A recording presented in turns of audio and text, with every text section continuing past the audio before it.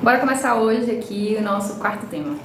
Olhem só, eu trouxe aqui nesse tema de hoje um grau de dificuldade diferente, tá? O tema aparece na tira normal, lá nos comandos, direitinho, mas tem uma malandragenzinha aqui pra gente fazer o contraditório. E aí eu quero que vocês prestem atenção, por quê? Porque a tendência num tema como esse é de a gente ir só para um lado, o positivo ou o negativo. Eu vou mostrar para vocês aqui como é que a gente pode fazer quando a formulação vem dessa maneira, que veio nesse tema aqui que eu preparei para vocês, para trabalhar os dois aspectos, tanto o ideal quanto o aspecto contraditório. Lembrem da importância estrutural dessas duas partes, tá bom? Do texto. É muito importante que a gente trabalhe o ideal e o contraditório, porque nós estamos falando de texto dissertativo. E o texto dissertativo, mesmo se ele for lá um dissertativo expositivo, ou se ele for um dissertativo que a banca não nomeie de dissertativo argumentativo, mesmo assim, é muito importante dentro do texto dissertativo haver essa contraposição de ideias, tá? Então, bora lá. A gente vai começar aqui pelo texto motivador e na sequência nós vamos para a nossa aranha. Bora interpretar logo aqui a proposta, beleza? Eu vou interpretar com vocês, vamos lá. Olha só, denúncias de violações de direitos humanos sobem 45% em 2023, aponta o Ministério. Foram 430 mil queixas de janeiro a dezembro de 2023, que relataram um total de 2,8 milhões de violações de direitos humanos. Crianças e adolescentes são mais da metade das vítimas. E aqui um texto pela Elisa Claver. Beleza, bora lá. Estão na lista de violações contra direitos humanos as denúncias de violência física, sexual, psicológica, tortura, intolerância e discriminações que atingem grupos vulneráveis de um modo geral, como crianças, adolescentes, idosos, pessoas com deficiência, em restrição de liberdade ou em situação de rua e a população LGBTQIA+. Beleza. Bora lá para a continuação do motivador. De acordo com o Ministério dos Direitos Humanos, as principais vítimas das violações registradas são crianças e adolescentes. Mais de 53% do total. Em média, foram 625 casos por dia em 2023. A maior parte dos registros aponta casos de violação da integridade física e sexual, além de exposição de risco à saúde e abandono. O coordenador-geral da Ouvidoria Nacional de Direitos Humanos, o Vinícius Ribas, afirma que o Disque 100 conta com a integração e atuação de organismos responsáveis locais. Nos casos que envolvem crianças e adolescentes, por exemplo, são acionados os conselhos tutelares.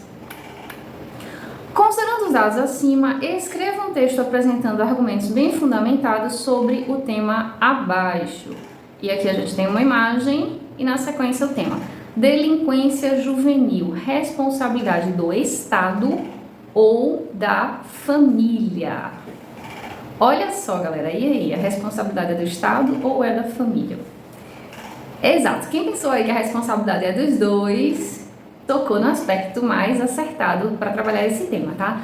Se a responsabilidade é dos dois, a gente vai trabalhar os dois, por exemplo, como um positivo, né, lá no ideal, né? O ideal é que o Estado cuide e o ideal é que a família cuide. Qual vai ser o aspecto negativo dessa proposta?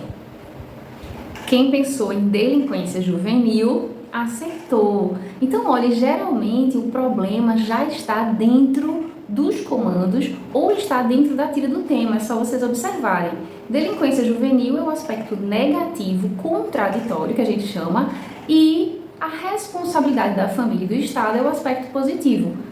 Fácil, não é? Então vamos lá, a gente já sabe qual é o contraditório e qual é o aspecto positivo. Então preste atenção para a gente começar com o aspecto correto, tá? Começar com o Estado e com família e depois falar na delinquência juvenil. Por quê? Porque o aspecto negativo vem depois do aspecto positivo. Então qual é a formazinha de estruturar essa problemática? Ideal, ponto, esse ponto é muito importante.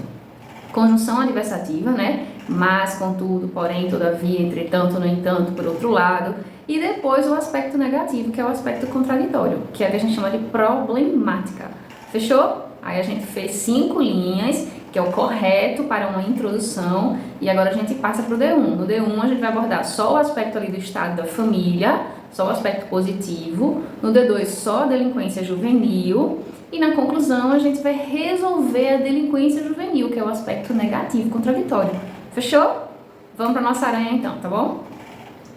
Olha só, turma, se liga no detalhe. Como eu coloquei muitas informações para que vocês tivessem um arsenal maior para trabalhar esse tema, eu coloquei lá em cima, no cantinho, que é preciso que vocês usem o ECA, tá? O Estatuto da Criança e Adolescente. Sempre que cair criança, jovem, é importante citar esse instrumento. Vocês lembram, ó, caiu segurança pública, citar o artigo 144, citar o artigo 5º da Constituição, o 6º. Então, direitos fundamentais, direitos individuais, a gente sempre pode citar em temas de segurança pública. Pode citar a Declaração Universal dos Direitos Humanos, sempre que couber. E o Estatuto da Criança e Adolescente, sempre que houver criança e adolescente no tema. Então, vocês lembram, é importante a gente fundamentar aquilo que a gente diz. E o que significa fundamentar é trazer a legislação. Conta muito mais do que citação de autores, citação de filósofos. Isso aqui é muito mais poderoso dentro das provas de concurso quando nós estamos falando de cargos públicos, tá? Então, a legislação é o que rege a lei. E isso aí é muito importante que um servidor domine. Por isso que as bancas valorizam tanto na hora de pontuar. Turma, ó, se liga aí no detalhe. Tem muita gente falando aí que está com dificuldade de colocar conteúdo num texto de 20 linhas. Quem vai fazer CFO ou PM aí do Instituto OCP, concurso aí de Pernambuco. Olhem uma coisa. Caiu um tema de segurança pública. Coloquem a legislação que vocês conseguem pontuar cheio. Mas lembrem, a legislação, o lugar dela é D1 e D2. Não é na introdução e não é na conclusão. O lugar da legislação é D1 e D2. É no começo do D1 e D2? Não. No começo do D1 e no começo do D2 precisa vir o argumento. A gente tem que ter um bom argumento, ou seja, uma boa afirmativa sobre o ideal no D1 e uma boa afirmativa sobre o contraditório no D2. Depois disso aí é que a gente pode colocar a legislação de forma correta. Beleza? Então vamos lá para o nosso esqueminha. Coloquei aqui uma observação, citem o Estatuto da Criança e do Adolescente e na sequência a gente já vai para o tema, delinquência juvenil no Brasil, responsabilidade do Estado ou da família. É uma pergunta, então no final vamos lembrar de deixar claro que a responsabilidade é dos dois, beleza? No final, sempre lá na conclusão.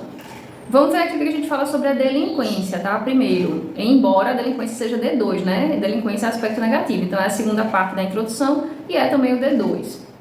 Se liguem aí no detalhe, olhem que as palavras-chave eu destaquei de outra cor, para que vocês observem a progressão entre as ideias e o conteúdo, tá? Lembrem disso, para que a gente consiga pontuar cheio em conteúdo, a gente precisa trazer várias palavras condutoras de conteúdo, que são essas palavras-chave que a gente coloca para vocês aqui nas aranhas. Fechou? Vamos lá. Olha só, o aspecto negativo, né, que é o da delinquência juvenil. A delinquência não se produz de forma aleatória. Parte de quê? Né? Parte da cultura, dos valores, dos conflitos econômicos e sociais, nos quais todos estão imersos. Muitos jovens carecem de planos ou projetos de vida e são considerados incapazes de se adaptar ao meio social e assim aos poucos tomam a delinquência como caminho alternativo de comportamento.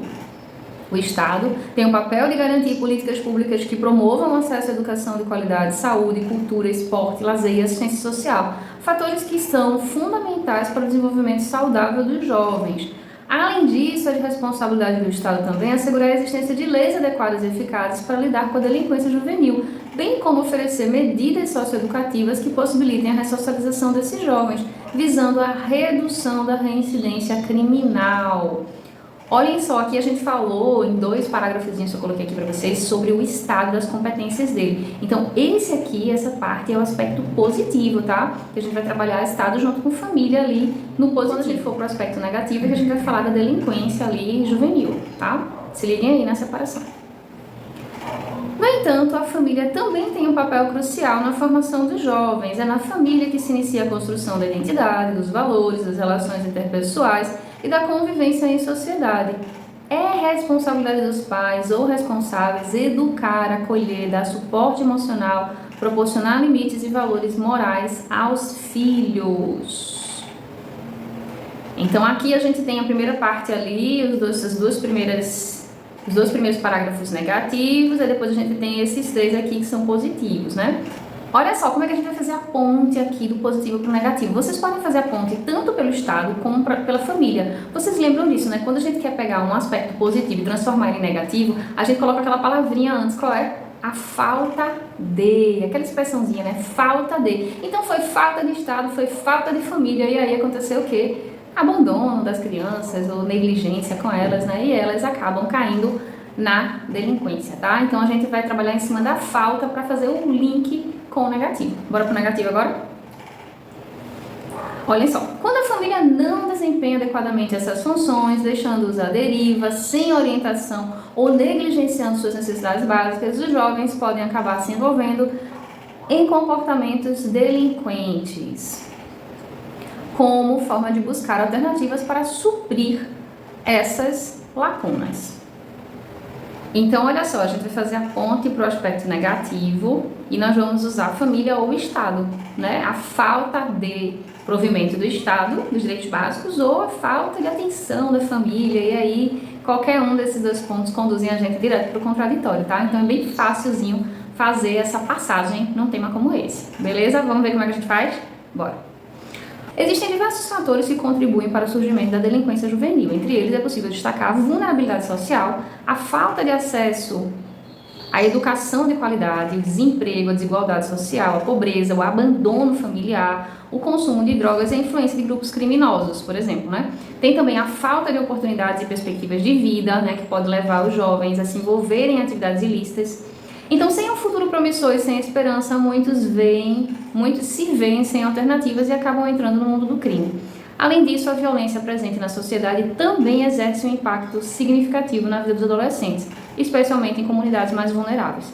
A exposição constante a situações violentas e a falta de segurança contribuem para que muitos jovens se envolvam em gangues e sejam arrastados para uma vida de delinquência. Então, aqui a gente abordou esse aspecto do contraditório, o aspecto negativo, e na sequência nós vamos para as conclusões. Como é que a gente pode solucionar esse tema aqui, tá? Olha só, é fundamental que a responsabilidade sobre a delinquência juvenil seja compartilhada entre Estado e família. Bora fazer uma ponte aí, né, para resgatar os termos que foram abordados. A gente precisa lembrar de responder a pergunta. E a pergunta foi, né, se a responsabilidade era do Estado ou da família, a questão da delinquência juvenil. Então, a gente pode começar já a conclusão respondendo essa pergunta, tá? Então, é fundamental que a responsabilidade sobre a delinquência juvenil seja compartilhada entre o Estado e a família. Essa é uma frasezinha síntese que a gente pode começar a conclusão com ela. Responde à pergunta. Ações preventivas devem ser implementadas, a gente já vai para a solução agora. Ações preventivas devem ser implementadas pelo Estado, visando a redução dos fatores de risco e fortalecendo os fatores de proteção que influenciam no comportamento dos jovens. A promoção de oportunidades de desenvolvimento no campo educacional e desportivo, assim como apoio psicossocial e emocional para os jovens que estiverem em conflito com a lei. É essencial também garantir um ambiente escolar saudável e propício ao desenvolvimento dos jovens, com largo incentivo a programas como o Jovem Aprendiz, para que os adolescentes possam ver a possibilidade de um futuro seguro e inclusivo. Ao mesmo tempo, a família precisa assumir a sua parcela de responsabilidade, proporcionando um convívio respeitoso com os filhos, estabelecendo limites e acompanhando de perto suas atividades. É necessário promover diálogo, ajudando-os a lidar com seus sentimentos e dificuldades, além de oferecer o exemplo de conduta ética e moral. Então, vocês viram que na conclusão a gente pode abordar os dois, né? Tanto o Estado quanto a família. O ideal é que a gente aborde dentro das soluções os dois, porque cabe a eles, dentro desse recorte específico aqui, resolver a questão da delinquência juvenil no Brasil, tá bom?